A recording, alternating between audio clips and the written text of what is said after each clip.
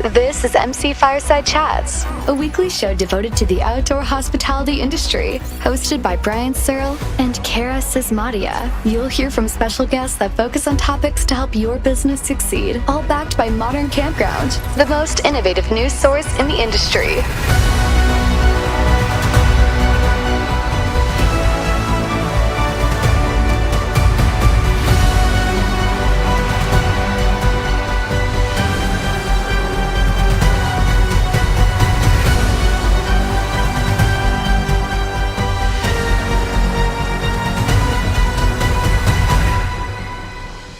Everybody to another episode of MC Fireside Chats. My name is Brian Searle with Insider Perks. We are missing our co-host Kara today. She had a friend who went into labor coincidentally 15 minutes before the show. It feels like it's planned, but maybe not. Anyway, we're missing Kara today. Super excited to welcome her back next week as our regular co-host. And then this week is our regular kind of campground owner-focused episode. So we've got one recurring guest out of our normal recurring guests. Nate Thomspon from KCN Campgrounds, welcoming him to his first show of being a recurring guest. Mm-hmm. So excited to learn about KCN Campgrounds, what they kind of do in the industry, some of the things that they have their hands into.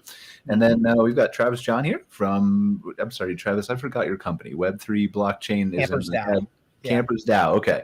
And so he's going to talk to us a little bit about Web3, blockchain, some of the different things that he's playing with. We'll try to decipher that into maybe an English language type thing so we can all understand that, right? And then, of course, we have Allie and Eric Rasmussen from Spacious Campgrounds. They own 15 parks now, and they'll talk to a little bit about us, about their history, how they got started, things like that. And we're excited to do that. So do we want to just briefly go around and since we have basically four new people, Allie and Eric, right? I'm just counting you as one view on my camera lens. Do we want to start just kind of introducing everybody and a little bit about yourselves, and then we can deep dive? So whoever wants to start first. Well, we're happy to start. So my name is Allie, and this is Eric. We are the co-founders of Spacious Campgrounds. We have 15 campgrounds, RV campgrounds. We have cabins, yurts, all that, from Maine down to now Georgia, and out to Tennessee. All of our team members are Spacious Campground employees. So we are a collection that operates all together. So I'm very curious, and I definitely want to go around. I'm sorry, Eric, I didn't mean to interrupt you. I was going to ask you a question, but go ahead if you were going to say something. Oh, no. Okay. I was just gonna say I want to go around the room and have everybody introduce themselves, but tell me, what's the dynamic like husband and wife team working together, and who takes on what responsibility and what roles? Just briefly.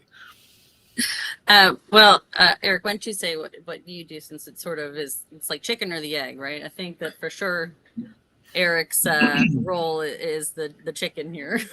Sure. Yeah. So I focus generally on acquisitions, capital markets, and asset management. So out searching for new campgrounds to acquire, lining up financing, debt and equity, and then kind of just general, again, asset management oversight of portfolio operations. And then I am on the side of operations, of actually running the campgrounds, of the brand development, marketing, all of that stuff. And then Eric also, he also runs the property improvements, the capital improvements side of things. Awesome. I'm really excited to dive more into this because I think it's a fascinating, and Nate, obviously you can weigh in on this from KCN Campgrounds too, just how you, from starting point, right? My first park I bought, but then how do I grow an operations team and a marketing team and all the people that are necessary to run every facet of a campground? I think that's a really interesting story that you guys could play off each other for. But go ahead, Nate. Tell us about KCN. I'm Nate Thompson. I'm one of the founders of KCN Campgrounds. We have a portfolio currently of 7 parks. And unlike Allie and Eric that kind of run vertically up and down the East Coast, we run more horizontally with parks in Utah all the way out to Tennessee. We're building a portfolio. Currently, our last park we purchased was in December, and we've got additional parks kind of in the pipeline. Kind of our goal is and model is we are looking for parks that are maybe underutilized, under amenitized, if you will, and up-leveling those with new amenities, accommodations, and whatnot that are kind of more in tune with what people are looking for these days in parks that have been, maybe they were built in the 60s or the 70s and not really optimized for RVs of the current size and status, the amenity set, accommodation set of the current needs and demands of our guests. Yeah. Awesome. Thank you, Nate. Definitely look forward to diving more into what KCN has to offer. And then Travis, the one outlier here who doesn't own a multitude of parks, right? But really cool technology, Web3 blockchain. Can you briefly try to introduce your company, what you want to accomplish? And then, of course, we'll definitely dive deeper into what you're offering. Yeah, well, definitely. Thanks for having me. And I'll be learning quite a bit from our panel of experts here as well. So, yeah, we're launching something completely new for this industry. The concept itself is not new. I mean, we're crowdfunding with passionate RVers to buy an RV park. Start with one, as all of us here on the call do, and move forward from there. And similar to Nate, our focus is really on the upper end of kind of amenity rich type of focus of potentially buying existing campgrounds, but even the possibility of creating our own. But really, our focus is around the modern camper. A lot of the push toward more amenities. Of course, that's not for everyone, but there's enough demand, where we're seeing that currently. Definitely a destination type of campground. And in our case, we have 10,000. We're focusing on crowdfunding with 10,000 fellow RVers to buy our first campground. And we also have a private accredited investor model that we're bolting onto this. So from a growth standpoint, our advisory board, if you will, is going to be our 10,000 members that are going to be crowdfunding our first campground. So where we feel this is a unique step in is really where the kind of the techie language comes in, but it's really just using blockchain technology, which has been around for decades, to democratize the ability to vote and the ability to make decisions, which campgrounds to buy, how to operate them. We're looking to also vertically integrate operations. We're not outsourcing that. So quite a few of our members will also be team members ultimately and be part of the strategy. So we're really looking to first, obviously it's, crawl before you walk and then before you run. But this is the first time we're doing this. I'm involved in a project that's in the golf industry, just as a member that they've been able to make this work with the same kind of technology. And, we're excited to do this in the camping business. So I think one of my first questions, and I have a limited knowledge of blockchain, right? So I'm enough to be dangerous. But one of my initial questions here is I'm hearing you talk, and before you kind of go into the technology and how that helps and things like that, I can probably just go into the heads of myself, Allie, Eric, Nate. Like, we have investors in some cases. We own partial businesses of the parts of our companies. Nobody probably here can imagine having 10,000 partners. So how does that work? How do you keep everybody happy in your model, right? With 10,000 people voting up. So that's my opening question. Well, and that's really where blockchain makes it a lot easier because it is fully democratized. Everything is literally on the blockchain. And it's not overly techy with the tools that are available now. It's very similar to logging into your Gmail using a Web3 wallet these days. So, of course, we provide training, people that, maybe aren't quite up to this. I mean, a lot of our focus is around the millennial camper, so to speak, so really like the crypto blockchain stuff isn't actually that, that difficult to comprehend in the sense that a lot of times it's already part of what their day-to-day might be. But it's something where you're able to see all the votes, everyone, there's no lack of accountability in that case.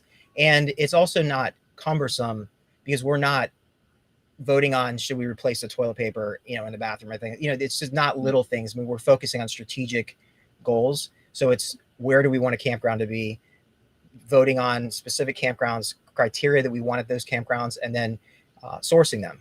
So that's good old fashioned sourcing as you guys are doing on this call. And so Travis, I'm super curious. So for instance, you talked about like the location. Is that something that would come up as a member-based vote? So for instance, you had parks that were a potential to buy in 3 different locations, and a blast would go out to all the members and say, pick one of the 3 that you would prefer. And then that kind of tallies up and informs the direction of the business. Is that how it works? That's correct. Yeah. So there's we'd use a tool, like one of the tools is called Snapshot. it's free for so you don't have to pay like gas fees, what they call in the blockchain world, like to connect your wallet and do those transactions. You're able to vote on what we call a proposal. So we'll have a proposal 1.10, for location, Southeast locations. We have these 3 Southeast locations. We give them, all the details, and then our 10,000 members are able to, and of course they've already given us criteria to say, hey, we want to find one in the Southeast. Like we wouldn't even be looking in the Southeast if that's not, already not a hot button. So from there, yes, they would vote on those, and it would be from that point, once we find a consensus, we would move forward with the next step. Mm-hmm. Yeah, that's super interesting. So I think one of the most important things we should just set the precedent for briefly with you, Travis, is just to explain the blockchain for people who don't understand, right? We've heard this kind of buzzword tossed around, and what does it mean? Is it crypto? Is it not crypto? Obviously crypto is on the blockchain. I know that because I'm way too much of a geek. But let's take this to, and I want to see if you agree with this, Travis. I have not read this. I literally just did this while you were typing. You can see here, I think you can see. Give me a second. Let me turn this on. So this is ChatGPT. So I just took this in here and said, explain blockchain for a 5th grader and use an analogy, just because that's really easy. So it says, all right, imagine a digital notebook that everyone in your class has a copy of. This notebook keeps a record of every time someone in your class trades stickers with each other. Each time a trade happens, the details are written down in a page of the notebook. Once the page is full, it's sealed with a special tape that can't be opened, and a new page begins. This special tape also has a secret code that connects it to the previous page, making them link together. Now this digital notebook is called a blockchain. The pages are called blocks, and the special tape with the secret code is called the chain. Just like the notebook, a blockchain records all the transactions, or contracts, or votes in this case, right? Like sticker trades, in a secure and organized way. Since every student has a copy of the notebook, it's really hard for anyone to cheat or change the sticker trades, because everyone would have to agree to change their own copy too. This makes the blockchain trustworthy and safe. In the real world, blockchain is used for things like digital money called cryptocurrencies and other types of data. So give us your take and spin on that from perspective. Well, that I love ChatGPT, so I'm glad you asked it. And that was certainly, I couldn't have strung that together any better, but I would explain it as a distributed ledger, but the notebook analogy and the stickers in the classroom, at a 5th grade level is a great way to put it. Because ultimately that is, that's really where the foundation of this is this is for the first time you're truly able to have transparency among voting. Because, we've all had social networks and we have, ability to vote, but as investors know on this call, if you had 10,000 partners, that'd be a nightmare. Yeah, as you pointed out, Brian. So ultimately, in this case, we will have limited partners, that are putting in money to scale our campground portfolio. But ultimately, our advisors who are, really our industry experts, our, everyday RVers, sometimes full-time RVers, they're the ones that are truly voting on the direction of the project. And, it is immutable. You cannot change this ledger. You can't change the notebook from your analogy you mentioned. So that's what we find is exciting. And I really like the fact that we put it in the hands of, the everyday RVer to kind of guide the direction. I realize it's more work, but it's just with technology, it does streamline a lot of the presented headaches that seem to be on the surface. So we're excited about it. And to the point of blockchain, there's so many ways to aggregate your community through backend buddy press plugins, as Brian, as well as things like Discord. So organizing the community through communication is also very important. So we're also working very hard on that, so that all those members have a voice, not just in their voting, but just in the communication. Everybody can collaborate. We have in-person events. It's not just all about this virtual avatar kind of world. So I think we could probably talk about this forever and we bore to death everybody who is watching it. But because I'm a big geek too, like I would love to talk about blockchain and NFTs and use cases of how those things will come up in the future. But we do have a bunch of other amazing guests here. So I want to get into Spacious Guys and KCN Campgrounds. But before I do, I have to talk about our sponsor, Firefly Reservations. So we're going to play a quick video. We'll be right back. Did you know most campers prefer to reserve online? Are you missing reservations? Firefly makes it easy to run your campground and accept reservations online anytime. With Firefly, you can quickly message campers, simply handle ongoing reservations, and automate emails and payment processing, giving you back time to run your campground. You can start your free trial today. No credit card needed. Visit fireflyreservations.com to learn more. Super appreciative of Firefly Reservations for being a regular sponsor of our Campground Owners Show. So they're easy campground reservation software for RV parks and campgrounds. So if you are in need of that, please give them a shout, do a demo, and see if they might be a good fit for you. So let's dive in here. Who wants to start? KCN, Spacious guys? Do we do a coin toss? Do you want to alternate and just talk one park? We went first last time. Nate, go. Yeah. You go ahead. So, Brian, what specifically would you like me to cover? What directionally, where are we headed here? Well, so I think it's interesting to me. Let's play out this starting point, right? And that starting point, I think we talked about that both you and Spacious guys share and can interplay between each other on is how you, because that story of how you got started and how you started staffing and how you decide what to acquire, when to acquire, whether to acquire, leads us to tell the story of both of your organizations pretty well, I think. Or I hope so. Sure. Okay.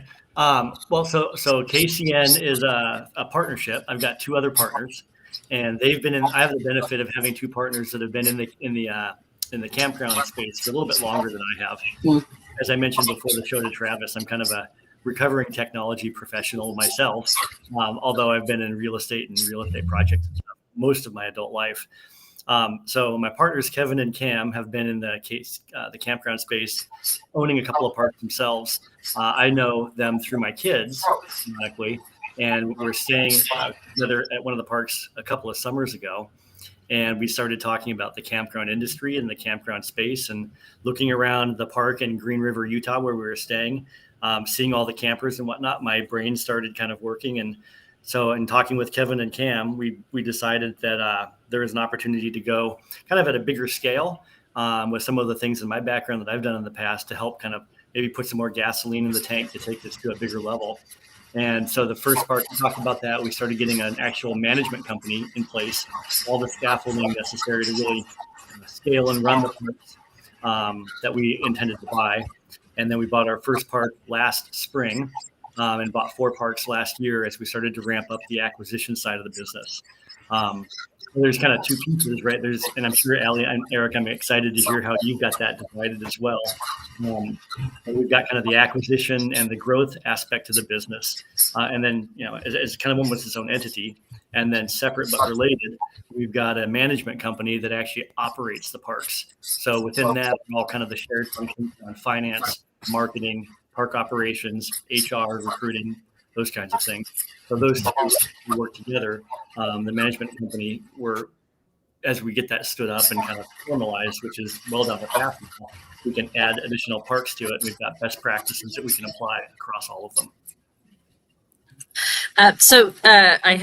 Did you say that you founded or you started building the management company before you acquired your first park? Is that right?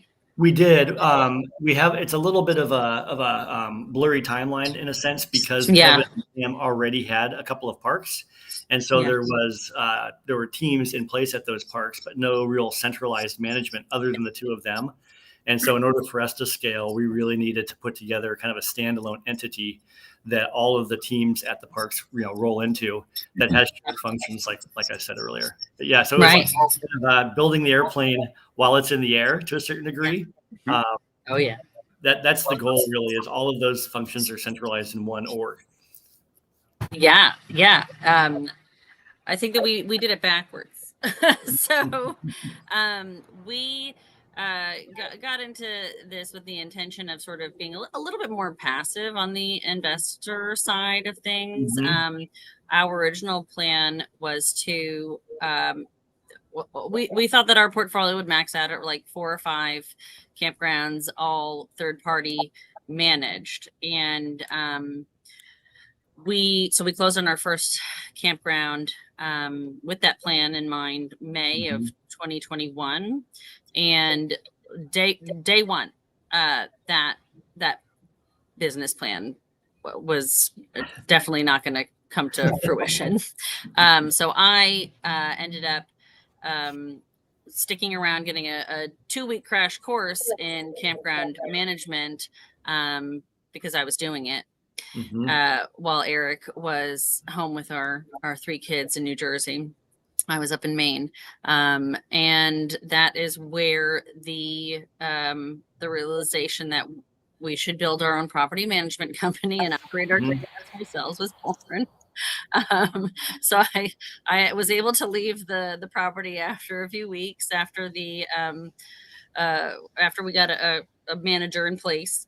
But yeah, that from then on we started to hire up and game plan what the management company should and does look like now.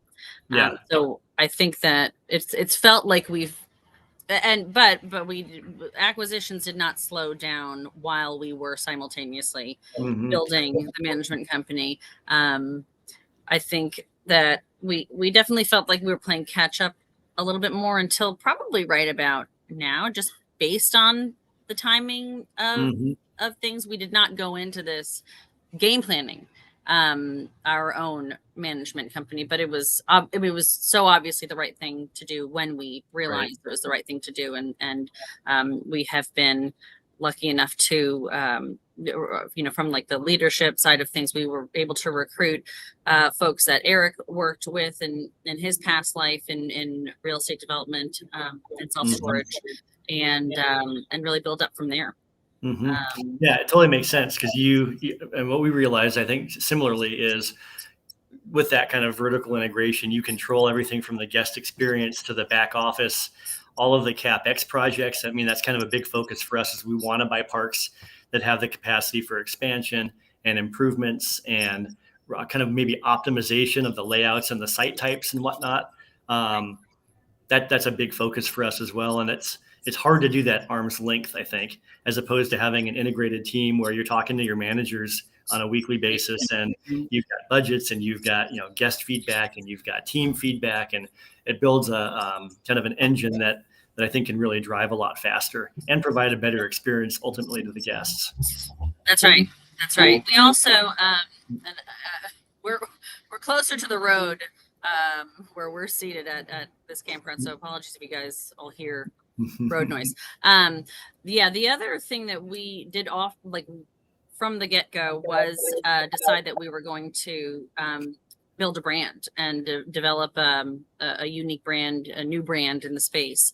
We look up to KOA and Jellystone and Sun and all of the brands that are the big time players, and so we that was the goal from the start, and we do find and I think realized quickly as well that building that brand would have been almost impossible with third-party management. I think for just like many of the same reasons that you just described, but especially when we're trying to develop like the continuity of something that is forward-facing like that.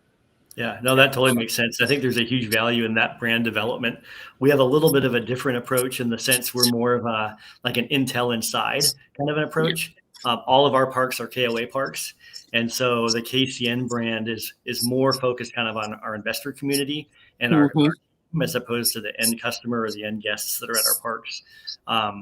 And honestly, just a quick plug for KOA, that model, I think we get such a great value from being part of that organization, that family, that franchise model with respect to marketing and operations and technology, and the leadership there we're close with and very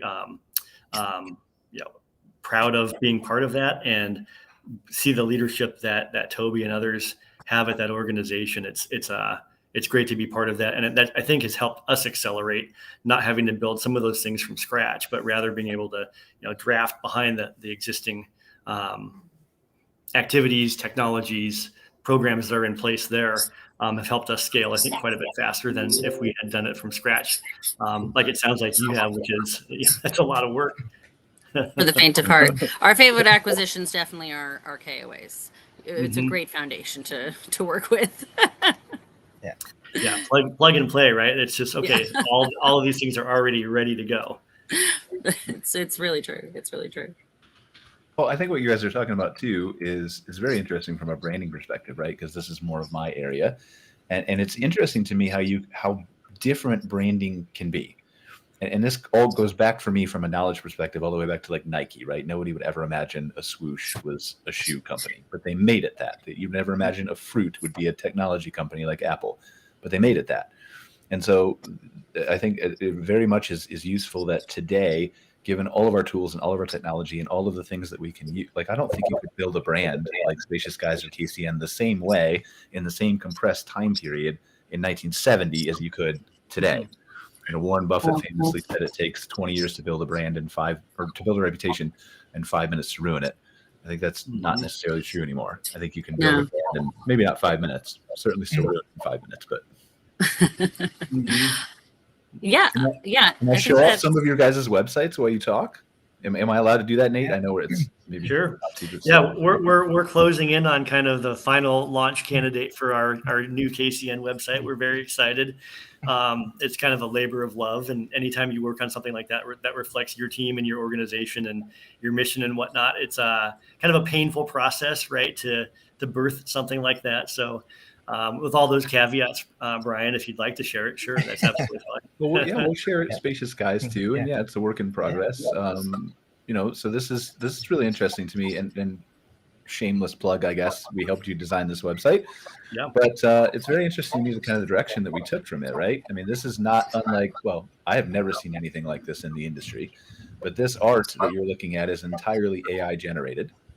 Wow. So we've taken basically this theme of drawing throughout the entire website of hand, black, pencil, sketch, and kind of obviously added a little bit of color here in the water. But as you scroll down, it's just nice and clean and just generated different, like everything is completely from scratch. Just using an AI. And so, but then we carry that over to, we'll look at like your team. So your team page of everybody, we've carried that kind of theme over into the drawings and into the headers and all those kinds of things that just make that quirky kind of like, not even quirky, but unique KCN brand stand out that we're looking forward to building. So I'm really proud of how that turned out. And I love it. I love the fact that you were willing to let me kind of play around with the AI art too.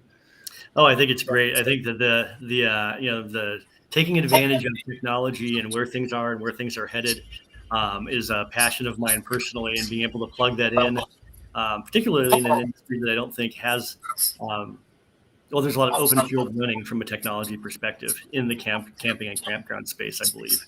So this is kind of a nod to that in some respects. We're super happy with how it's turned out, and the fact that this is all AI generated artwork is something of a pride point for us as we launch this new site. Oh yeah, it's gorgeous. Yeah, well done. That's really nice. And then the flip side, right, is Spacious Guys. So this is obviously a completely different look, but still, and we've heard, obviously, you've done a great job getting the brand out there already. You've had a little bit of lead time from where Nate's starting at, right? But I constantly hear compliments for your website about the trails that you're drawing and the graphics and just the branding and the loyalty programs and just this website's beautiful. And to be clear, I had nothing to do with this website, but it's beautiful. Yeah, this is we work with a local shop in our hometown. We can walk to their studio from our house, and for sure, it is. It's labor of love is a really great way to put it. Earlier this year, we launched this integrated website. We started things with individual, URLs. We had a main sort of like HQ website, but booking and all of that was on individual URLs for each campground. And so now we've integrated everything into this massive website. At the same time, we integrated our booking software. We use CampSpot, and so we took advantage of the API integration and it is, there we go. It's my internet. It's just my internet. Sorry. Okay. And then also the third thing that we launched in February was our Spacious Guys loyalty program. So that was also an early intention that we finally got out there.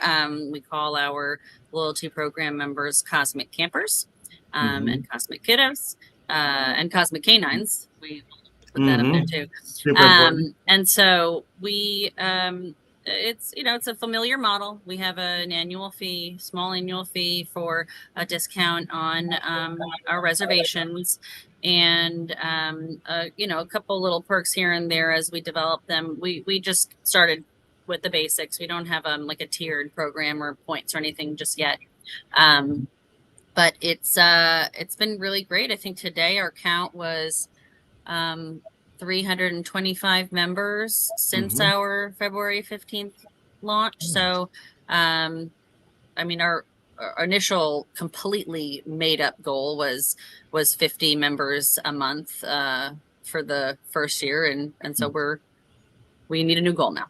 The funny thing about goals, when you blow past them, you got to reset quickly. That's right. Now we have to challenge ourselves. That's right. Yeah, I remember commenting, Allie, now that we're looking at it, about your new website launch a few months ago. So yeah, it's amazing. It looks great, and it's interesting too. The kind of the juxtaposition of our two websites. Yours is very consumer focused. It focuses on the parks and booking and amenities and whatnot. Which totally makes sense. That's the audience. And I'm curious from a management perspective, when you consolidate those all into one versus having, 12 different websites, Right. How has that worked? How is that? Is it now 1/12 the effort to manage your website? Not 1/12. I would say like 1/4 easier, maybe. It's we're definitely like tweaking it all the time. Every week there's a new way to streamline it.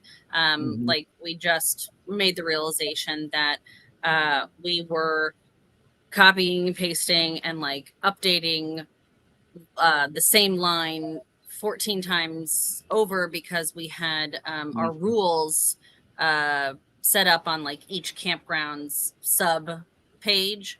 And it was like, why are we doing this? We're going to consolidate all of that and make everything sort of in a common area. And so, yes, the intention is to keep on streamlining and make it less ever. But I'm not sure about your managers or how your like the guest communication or your like even your social engagement, like who is handling all of that. So far, everything that we do, yeah, we have we have not allowed our or like not trained our managers on handling any of that engagement, like at the social perspective. We manage all that in house with our marketing team. And similarly, like no one's touching the websites, no one's touching like sort of the social pages except for our little team of 3. Yeah. Well, I should caveat or qualify that a little bit. So I'm kind of a marketing person, but we have participation from a manager level on social. So our campground managers are posting to Facebook and whatnot. We also do that kind of on a corporate level. On site, we've got a program or a platform called Zingle, which is a text messaging platform. That integrates with the reservation management system that K2 has called, or that KOA has called K2. And so there's both automated kind of text messaging that happens as guests both are close and then they arrive and then they're on site and then they depart. And then there are a library of different Zingle messages that can be done kind of one-off that the park managers and their teams control and manage as well. And then my job is to really put the heads in beds, if you will, from a marketing and a overarching, demand gen perspective with marketing programs to help, generate guests being on site at the parks. I just saw when I logged into CampSpot today on the admin side, I just saw that they have launched a new, like an improved text feature that I can't wait to dive into because it really, it's necessary. So Yeah, we've seen a yes. lot of really good response to that, and it's just a quick, very, very unintrusive way to communicate different things to guests as they're approaching, or if there's like a late check-in, then there's the ability to link to a whole late check-in page for the park and whatnot. Of here's where to go, here's what to do, here's how to do it, and then there's also ability to drive kind of interaction and retail engagement while they're on site at the parks as well. Yeah, that's been a really good tool for us so far. Yeah, I'm excited to dig into our new function. Mm-hmm. Yeah, it's really interesting. I mean, obviously, you want to provide the best guest service possible, and I've talked to both of you at different points, right, for different things, and it just kind of offered my unsolicited opinions, right, sometimes. But moving forward with the text messaging that people prefer to do over emails because maybe they get too much email spam and there's not enough value there or whatever it is, it's easy for them to look on their device. That just enhances the guest experience, coming, going, like you were talking about, receiving the post-departure emails from CampSpot. But also, I'm really excited where this is going to go in the future. And both of you know that I'm sort of I'm really obsessed with AI. But one of the things like personalization of guest emails that we've talked about before, where like you can plug in data just like the hotel collects your preferences and then give somebody a personalized guide that no one else has to the local area or to your campground or to what you might or might not enjoy or where you might want to stay or book or not. So I'm interested in continuing to explore those things and see where that kind of goes. Well, I think that there's so much open field running in that capacity as you overlay AI onto some of this stuff, because there's with CampSpot or K2, there's a pretty rich data set about your guest and where they've been, what they've done, particularly across parks and whatnot, things that they've engaged with or interacted with, and using something like a text messaging platform with some AI overlay, the ability to send very specific targeted messages based on that data set to a guest with text, which is a very contextually point in time touch point. I think that there's a lot of upside, a lot of headroom for that experience to really continue to grow and mature and ultimately be very valuable to the guest to suggest things that they may not otherwise think of across the park or the location or region that they're in. Yeah. I think that's where So you I'm curious. can optimize. Sorry. No, go ahead, Travis, please. I'm sorry. Go ahead. Even with like your chat bot, Brian, and some of those things, can be different stages of that journey, because it could even be on your website, Ali, Eric, from a brand perspective, where someone's chatting, maybe they're considering booking, but they don't know, as you mentioned, Nate, like they aren't fully aware. And we know it's just the amount of research you have to do for a trip you're going on and where to stay, what kind of restaurants are there. Like if you're able to personalize that very quickly, that could be a huge conversion optimizer for that stay, so I think that's it's interesting to see where all these, it can be obviously an enhancement at the end to kind of thank them for their visit or changing the reservation last minute through text message, when they're arriving late, late arrival procedures, etc. But yeah, I think you're right, Brian. It's just, there's so much that we can do as brands and as investors to really make the guest experience better. And I think that's why you guys chose to vertically integrate as well, is that, I think that's many brands, that are focused on, just that third party side of things may have a tough road in the next 3-4 years, in my opinion. Yeah. And even like Travis, you're saying, think about the on-site experience where kind of AI baby steps, where a guest gets to a park and say, hey, if you'd like some, curated or some custom recommendations, tell us 5 things or 8 things or 10 things about you, your family, things you like to do. And an AI can basically weave that into a very specific customized package for that guest. And like Brian just did on ChatGPT, right? Like in seconds, the ability for us to do that from a human time perspective, it doesn't scale, right? But if you can build some of these little like modules or components that can start to weave that, I think could be a pretty interesting differentiator for parks that have something like that as an on-site, tool or feature or option for guests. And it really is just millions of things you can. It's only limited by your imagination, right? And we've only started to imagine as a toddler taking its first couple steps of what this is possible, right? And I really need my lawyer here, Christine Taylor, to make sure I don't say anything silly during the show. But like, imagine from a guest safety standpoint, right? Like, you could set up AI to tie to a proximity sensor for when a bear comes near their cabin, and they just get a text message that says 5 bear safety tips. And 50% off bear spray. lay dead. Count down in 3, 2, 1. Time to take off the bacon suit. Yeah, exactly. But I'm curious, Eric, you've been a little bit quiet, so I want to kind of gently ease you into the conversation here. I'm just curious, let's continue the story, right, with how we build. So we've got our fundamentals that we've laid down. We're up to the branding standpoint. We've got really nice websites, regardless of how many parks we have or don't have at this point. How does that interplay work? And Nate, you can speak to this too, I'm sure, between I want to go out and I want to look for more campgrounds, but I want to make sure that I'm not overwhelming the team who's operating the campgrounds. Mm-hmm. Yeah, I mean, that's a constant balance. I think we're continually working through. We capitalize. We built the property management platform. We staffed up on that ahead of our kind of mass acquisition run. So we were a little bit ahead of the game, but it's a constant churn of growth and then figuring out new systems and how do we handle this new scale. And as we bring on more parks, it's a different element of the business and the operations that is getting tweaked next to accommodate that scale and future growth.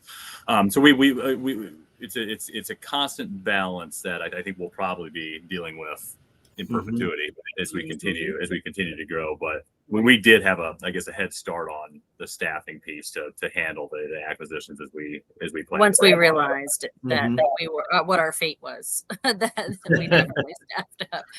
Yeah, right after that first acquisition, when we knew we weren't going third party anymore, that's when we staffed up immediately, a month or two ahead of our kind of next wave of acquisitions. Yeah, that's right.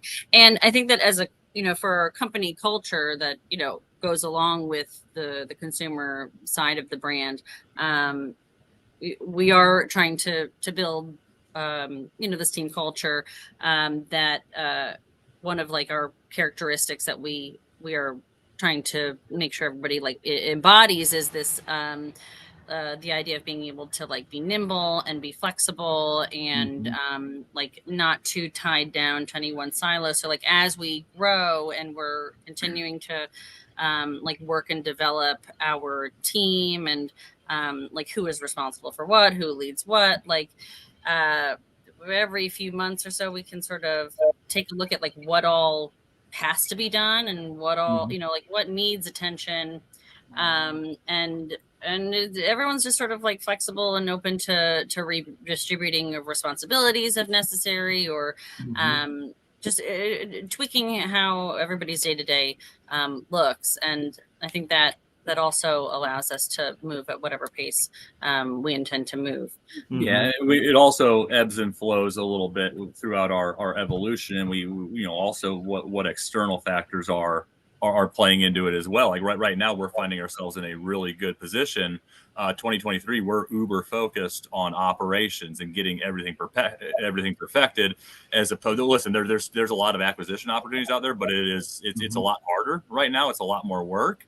We're closing on the really good opportunities, but using this external kind of the external circumstances to hone this piece of our business, because it's what makes the most sense for our future growth. Yeah, that totally. I'm curious, as you've gone through that. Obviously, 1, 2, 3 parks is different than the scale and number that you've got now. From a technology perspective, what have been maybe some of the components or the pieces of that overall platform that you've built that have been great until they weren't great, or have been things that you've decided you need to add as you hit a certain scale? Like, what does that kind of look like? Yeah, great question. I mean, I think the one that comes to mind immediately is our accounting kind of processes and the technology there. Like when we started just doing it as we did it, right? And it kind of was always a secondary thought to acquisitions and other kind of value driving activities. Whereas now that we have a lot of scale, and we're finding that scale makes some things a lot easier and it makes other things a lot harder. And those are the things we gotta design processes around. And that's a big one is accounting and driving a lot of technological efficiencies with that. to handle the scale. And what we're on the tail end of rebuilding our entire infrastructure, and that's set up for 15 parks. It'll be set up for 100 parks. So that's Right. a good example of like kind of getting over that initial kind of gap and getting the processes in place. And we believe that'll carry us through our next several phases of growth. Yeah, like, I mean, one thing that we just transitioned from, or like we're at the tail end with the accounting processes, because we have so many, team members in so many different locations, managing like purchasing and approvals and all of that stuff. We were doing it with Excel spreadsheet packages, and it was a very manual process with like Bank of America credit cards in everybody's hands that we need to, cancel and reissue every time there was a problem. So like I'm looking at my browser bookmarks right now. Like we've just graduated to using Ramp cards instead of like the Bank of America cards that everybody had in hand, and like processing things through bill.com instead of, just our accounting manager's email address, like things like that it may have seemed obvious, to someone else who's growing or growing a company. Like those are things that we had to catch up on because we were focused on the other elements of building. And so that's like definitely one thing. And I, the IT side of things, we have so many devices across many states and accounts and all that stuff. We're probably seeking a third-party IT solution versus the head of IT, which is me right now, me and our GoDaddy account. So that's everybody's favorite job, head of IT. What's that? So that's everybody's favorite job, being the head of IT. Right? I can't print. Yeah, exactly. Yeah. I mean, I'd be curious to know how you're scaling all of that. Well, it's funny. So we're on Ramp also. I brought a controller onto the team that I've worked with in the past, and kind of gave her some time and thought space to put together what would be a good scalable platform for accounting and bookkeeping and whatnot. And so we've got Ramp for all the expense management, which is a fantastic platform. Awesome. And all of our managers have Ramp cards, virtual cards, and whatnot. Yep. That's integrated directly into QuickBooks Online. As is now, we did a kind of a custom integration with K2. So all of our reservation data comes out of K2 and goes directly into QBO as well as Ramp. And that's also integrated with Amazon Business. So those all kind of feed into QuickBooks Online, which is the main brain, if you will. And once it's in there, that's used for all of the necessary accounting and taxes and investor reporting and the like. But getting that all woven together was a bit of an effort. Now, to your point, I think you can drop more parks onto that platform, and you're not going to have some of the the wheels getting a little bit shaky that we might have had earlier in the life cycle. Right. So this is interesting to me. And obviously I don't have experience owning the parks and working with accounting software and Ramps cards and things like that, but I do own 4 businesses that are totally different and not nearly as scary as running campgrounds. But it is interesting to me that I would have told you, I've started working for my first campground probably in 2011, 2012. And I would have told you probably at numerous points throughout those years that I was good. I was happy. Like I was a geek. I've done my automation. I've done my scaling. I've got my IT. And then something new comes out and I realize I can save 2 more hours or 6 more hours or 8 more hours.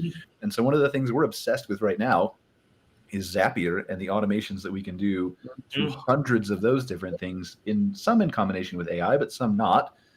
And it's fascinating to me the amount of things that you can do just through that platform. And I've probably saved my team like 130 hours a week starting. Yes. And I've only done 6 of what I want to do. So it's really interesting of when I think this is it, and then I find I was just getting started. No, it's once you're on the roller coaster, there's no stopping point, right? Like even listening to Allie talk about Bill.com, I've used that in previous instances. We don't use it now, and my brain immediately said, "Okay, I need to look and see if that's a piece that we need to plug in for all of our AP kind of workflows." Yeah. Yep. Mm-hmm. There's another one. I think AvidPay is a competitor to them too. But some of our clients use Bill.com to pay us. So I mean, it's a very user-friendly dashboard, easy platform. So. Well, and Allie and Eric, you may have run into this. We're at the point right now where, we get, hundreds of bills in some, in the peak of the season, like a week. And so these stacks of bills are coming in. We're looking at a solution right now that will open, scan, and distribute those. And then we can kind of workflow that into something like a bill.com. Whereas right now it's that particular part of our operations workflow is pretty manual, cumbersome, time consuming. And we're looking at ways to really streamline that. Well, as soon as you find that solution, would you share it with us? Because Totally. And I know a few people who are tired of opening envelopes. I bet you could do a lot of that through Zapier. I bet you could do a lot of it through Zapier. Like the scanning part would be the hardest part, right? Like whoever manually like if you could manually input the data into a CRM like a Monday.com or something, I could take that data and feed it and automate it and do Slack messages and emails and data entry points and connect it to QuickBooks and do it's just getting it in there. So the scan is the hard part. That's the only thing I don't do. But for sure. Yeah, it's so many fun little things to tweak and improve. And right? Well, the hardest thing for us, and I don't know if you guys were the hardest thing for us, I've known that Zapier is a really powerful tool, but it's finding the time to build it out, even though that I can build this stuff out and it will save me an ungodly amount of hours after I do. The initial 16 hours to sit down and do everything is just too much to carve out of your day sometimes. And so it sits there. Yep. We know that plight for sure. But yeah, hopefully 2023 is our year for stuff like that. That's our plan. We're sitting here at the most recent acquisition, but we are for sure expecting that this little pause right now for honing of operations should include things like that. Yeah, absolutely. It's mind numbing and exciting at the same time. It is. It's very true. I think what I discovered, honestly, and the AI was the trigger for me for the Zapier and to start building that out, even though it doesn't all have to do with AI. But the trigger for me was I realized that I don't have to build the 16-hour innovation or Zapier things, right, to get a tangible benefit. So I'll give you one example. For the social posting we do for some clients, we will actually write the social post. Our writers will write it, and then we'll send it to ChatGPT through their API. And we'll tell it you're a professional grammar and spell checker, and I want you to come back and give me 3 ways that the sentence structure could be improved, the grammar could be improved, the spelling could be improved.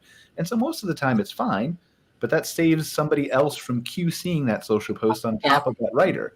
So that ends up that saved one person 30 hours a week who was just my QC. And now she can write better content or coordinate with clients and get better images or local posts or whatever else. So, that was the brainstormer for me that flipped my switch that I'm going all in on this. We're right on the cusp of being smart about using ChatGPT. We're all sort of in exploratory mode right now, in disbelief that I'm still in disbelief. As good as it is. It's Brian was showing me some of the stuff with ChatGPT 4, which he has access to as kind of the next generation of what we're exposed to publicly now. And it's amazing what is, we are at early stage baby steps with what's coming, without a doubt. Yeah. As you guys know, you have to know how to ask the right questions.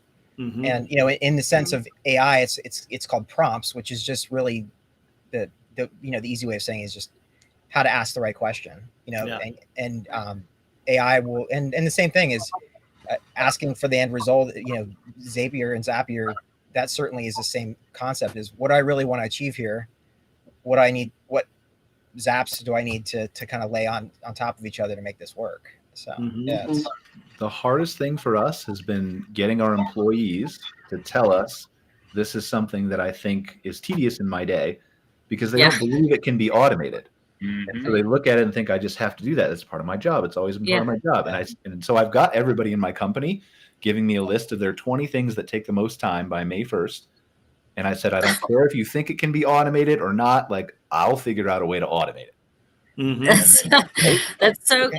What did we just ask our team to do? It's roles, responsibilities, and Mhm. expectations. Similar to that, we've asked everyone to sort of like outline what they think they're supposed to be doing, so Mhm. we can figure out, what we're missing, what were the gaps. Sometimes But the that's hardest part is even more figuring out clear what cut. question to ask as the leader to get the right Right. answer. Yes. Yes, that's absolutely true. I'll tell you one to Travis's point about asking the right prompts.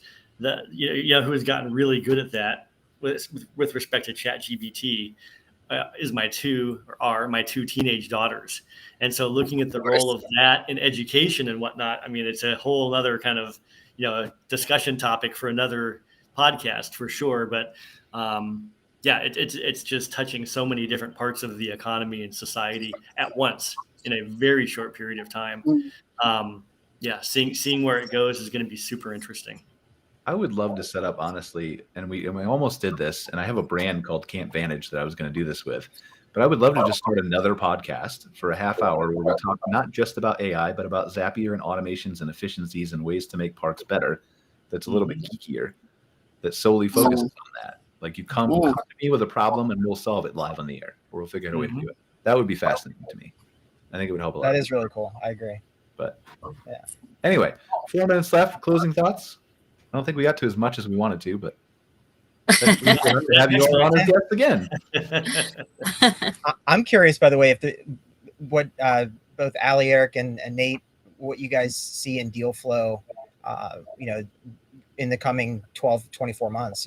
Obviously we've got some macro issues and different things going on. Demand still seems strong, of course, but I'm curious.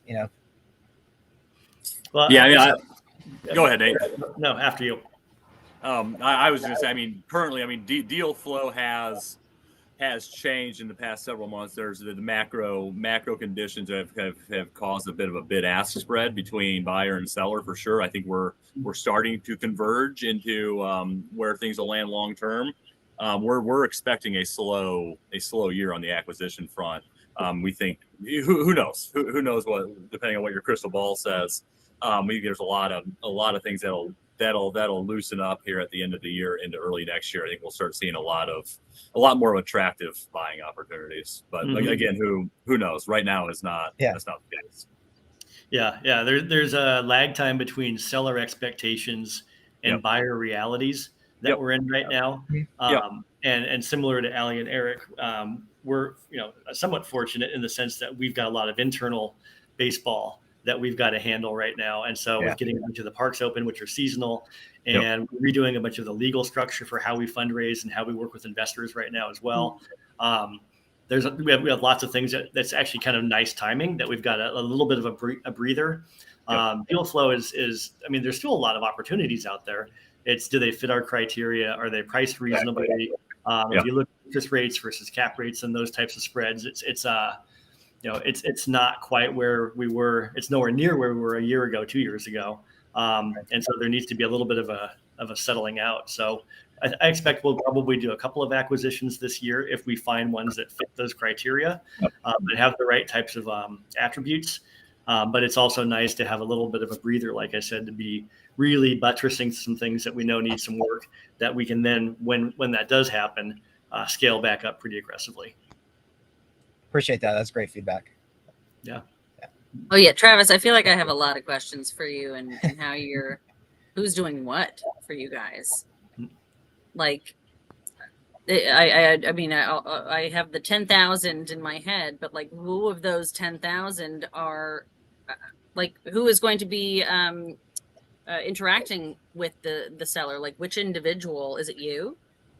Yeah, I'm definitely part of the deal flow. I'm a real estate broker. That's part of my background as well. So, certainly bring that to the table. But what we're forming as committees, which is, similar, so we have an acquisition committee, we have an operations committee. So similar to what you guys are doing, and we talked about kind of organizing our businesses, it would be a very similar capacity where people would raise their hands. People have skills in those certain areas. We align them with that committee. In some cases, they'll get paid. We would definitely take advantage of our community as much as possible. And then internal team members will probably have to be, in some cases hired from the outside, of course. And certainly on-site staff, will most likely, the majority will be made up not of our 10,000 members. So, yeah. Well, I'd love to continue this conversation for another hour, but we all have things to do, I'm sure, and we'll have to have you back on again. Like, I'd love to hear more about the Spacious guys' stories. You guys continue to grow. KCN, lots of growth in your future. You guys obviously play well off each other, so we'll probably just have Allie, you and Eric back on with Nate on another show in the future. And then Travis, of course, I could unpack everything with you for. That would be wonderful. This is our favorite topic. It is our favorite thing to talk about. Well, I hope so, right? Yeah, absolutely. It better not be car washes or anything else. So. But thank you guys. I really appreciate you joining us for another episode of MC Fireside Chats. Thank you once again to our sponsor, Firefly Reservations, for sponsoring this episode. Again, if you're looking for RV park or campground management software, give them a try. See if their demo is a good fit for you. Other than that, we appreciate everyone for showing up, and we will see you all next week on another episode of MC Fireside Chats. I have to move my hand. I'm not used to being in this view. All right. See you later, guys. Thanks. Yeah, take care. Thanks. Thank you. Thanks for watching this episode of MC Fireside Chats, hosted by Brian Searle and Kara Sismadia. Have a suggestion for a future show or want to see your campground or company as part of an episode? Email us at hello@moderncampground.com. Join us next week for another episode. And don't miss the latest outdoor hospitality news and commentary from around the world at moderncampground.com.